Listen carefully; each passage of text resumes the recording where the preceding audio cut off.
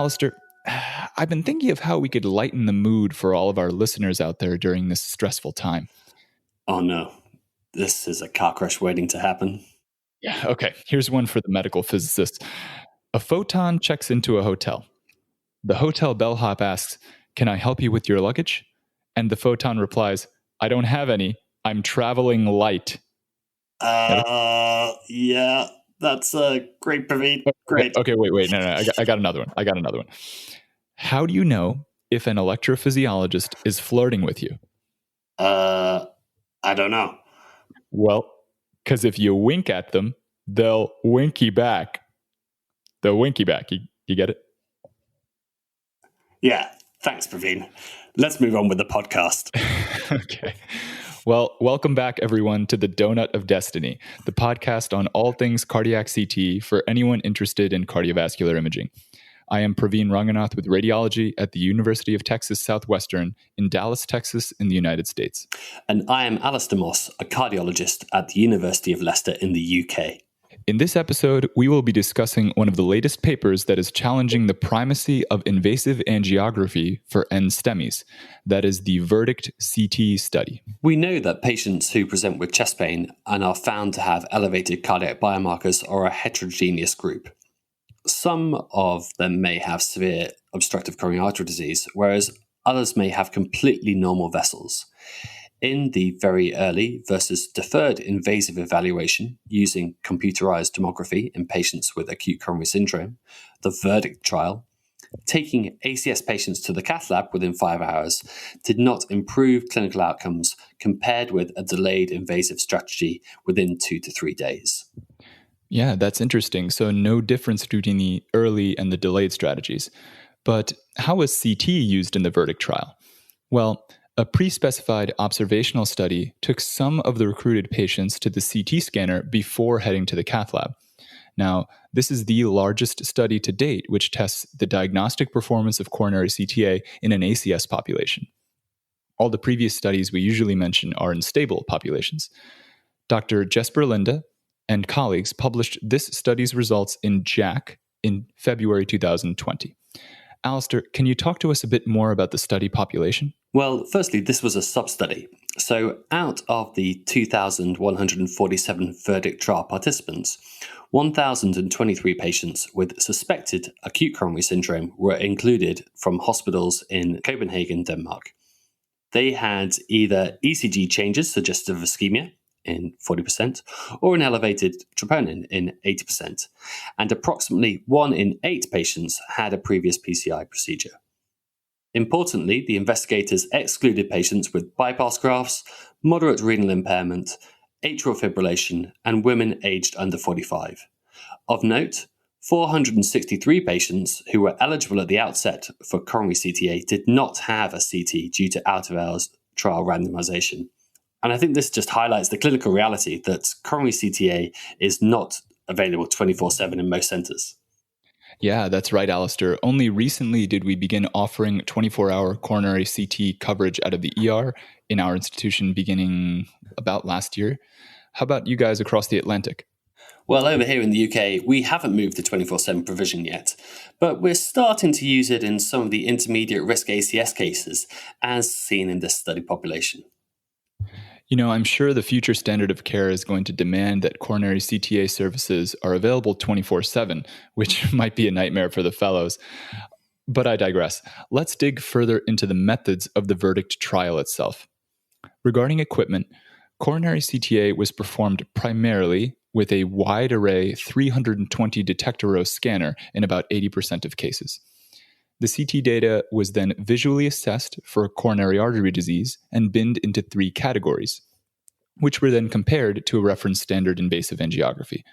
The 3 categories were as follows. First, a negative study, which is normal coronary arteries or coronary stenoses less than 50%. Second, a positive study, where there is at least 1 coronary stenosis of greater than or equal to 50%. And third, a non-diagnostic scan. So what were the results? Well, in 1 in 4 cases, that's 265 patients, there was a negative coronary CTA study, which was confirmed in 241 invasive angiograms. This gave coronary CTA a negative predictive value of 91% with a sensitivity of 97%. The majority of missed cases were in patients with single vessel disease in side branch segments with a lumen of less than 2.5 millimeters. Only 3 patients, that's 0.3% of the population, had a false negative coronary CTA in an epicardial vessel. And they were in 1 mid-right coronary artery, 1 mid-LAD, and 1 in the left main, but when they did the FFR, that was greater than 0.8. So I guess we could say that was probably non-ischemic. 1 in 20 patients, that's 53 patients, had a non-diagnostic scan. And these scans were combined with 705 positive CTs to give a positive predictive value of 88% and a specificity of 72%. Unsurprisingly, when patients with stents were scanned, this dropped the positive predictive value to 85% and the specificity to 37%. And I guess this just emphasizes the ongoing challenge of stent assessment using coronary CTA. Right. Alastair, were there any scan-related factors that may have affected the results? Well, as just over half were scanned within 2.5 hours of randomization, you may expect the early scans to be affected by suboptimal heart rate control. In fact, both the acquisition heart rates and radiation doses were similar between early and deferred time points. There was a mean heart rate of 64 beats per minute, indicating that the investigators most likely gave rate control therapy, although this is not detailed in the manuscript. I think it's important to mention that lowering the heart rate in suspected ACS cases is very different from the stable setting where we're using supramaximal doses of beta blocker. From a clinical perspective, there's no safety data on beta blockade dose in higher risk patients undergoing coronary CTA. And the nature of an NSTEMI means that some of these patients may have had underlying conduction disease, valvular heart disease, or left ventricular impairment, which is considered relative contraindications to beta blockade use. Regarding radiation dose, well, the use of prospective ECG gating protocols resulted in a mean dose of 5.3 millisieverts, which is in line with what we see in the stable CAD setting. Nice. Let's delve a little bit deeper into the 3 categories that the investigators used. First of all, is a stenosis of greater than 50% the best definition for significant coronary artery disease in the context of ACS?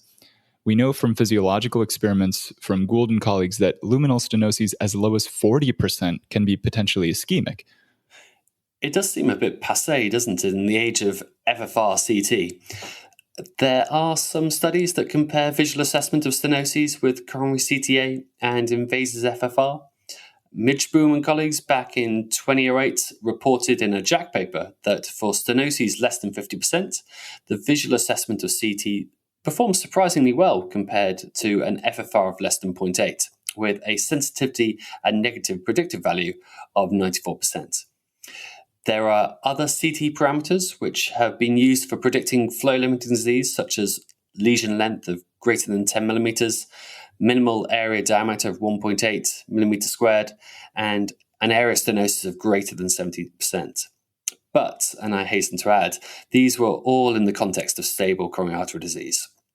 In the Verdict CT study, whilst invasive FFR of presumed intermediate stable lesions was encouraged, it wasn't mandated, so we don't really know. Right. This initial analysis of the CT data in Verdict is relatively rudimentary, using just visual stenosis assessment. The omission of a more detailed plaque characteristic analysis seems like a missed opportunity here. Some of these characteristics were like the ones you mentioned, as well as the other ones we use in stable disease, like spotty calcifications, a hypoattenuating core, or remodeling. We're seeing more and more that detailing these potentially high-risk plaque features is the main strength of coronary CTA. CTA is like the non-invasive IVUS. I completely agree, Praveen. We're starting to see more and more evidence that non-obstructive plaques play an important role and may be responsible for more myocardial infarctions than we have historically appreciated. I'm sure the investigators will be exploring this in future analyses. To wrap up, while current guidelines recommend invasive coronary angiography as the first-line test, 1 in 4 patients presenting with a suspected NSTEMI do not have significant coronary artery disease at cath. So for these NSTEMI patients, coronary CT angiography can accurately detect and exclude coronary artery disease. Great, Praveen. But wait a minute. The verdict results give cardiovascular imagers more confidence in the accuracy of coronary CTA and NSTEMIs. But how safe is it to avoid going to the cath lab based on a negative CT? Will we miss any heart attacks if we use a hashtag CT first strategy? Well, Alastair, that is a great question that our Dutch colleagues have actually already addressed in the recently published Carmenta trial. We will cover the Carmenta trial and how it relates to cardiac CT in an upcoming episode of the podcast. Brilliant, Praveen. Thanks. And thanks to our listeners for tuning in. Thank you, Alastair, and thank you everyone out there. Please rate, review, and subscribe to our podcast, The Donut of Destiny. Cheers.